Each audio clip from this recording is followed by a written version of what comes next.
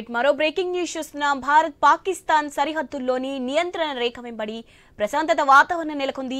గత రాత్రి ఇక్కడ ఎలాంటి కాల్పుల మోత మోగలేదని, షెల్లింగ్ జరగలేదని భారత సైన్యం వెల్లడించింది. పహల్గామ్ దాడి తర్వాత నుంచి ఎల్ఓసి వద్ద అలజడి నెలకొనగా 19 రోజుల తర్వాత నిన్న రాత్రి ప్రశాంతంగా గడిచిందని తెలిపింది. ఆపరేషన్ సింధూర్ తర్వాత సైనిక ఘర్షణకు ఆపేందుకు భారత్ పాకిస్తాన్ మధ్య శనివారం కాల్పుల విరమణ ఒప్పందం కుదిరింది. అయితే కొన్ని గంటలకే పాక్ దాన్ని ఉల్లంఘించి కాల్పులకు పాల్పడింది. దీనిపై భారత్ తీవ్ర ఆగ్రహం వ్యక్తం చేయడంతో దాయాది దేశం వెనక్కి తగ్గింది. దీంతో జమ్మూ కాశ్మీర్లోని నిన్న రాత్రి ఎలాంటి కాల్పులు జరగలేదని భారత సైన్యం వెల్లడించింది. అంతర్జాతీయ సరిహద్దు ఇతర ప్రాంతాల వెంబడి రాత్రి ప్రశాంతంగా గడిచినట్లు పేర్కొంది.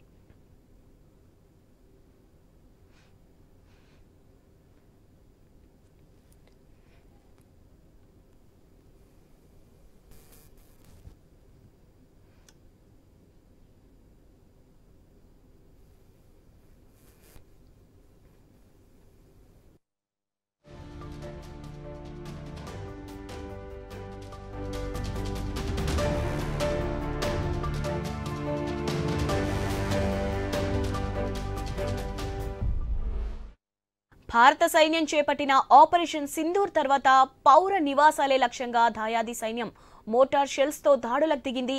దీంతో ప్రజలు భయభ్రాంతులకు గురయ్యారు. ఘర్షణలు తీవ్ర స్థాయికి చేరడంతో భద్రతా దళాలు సరిహద్దు ప్రాంతాల నుంచి పౌరులను ఖాళీ చేయించారు.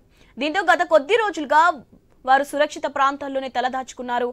అయితే ఇప్పుడే స్వస్థలాలకు వెళ్లొద్దని సరిహద్దు గ్రామ ప్రజలను జమ్మూ కాశ్మీర్ యంత్రాంగం హెచ్చరించింది.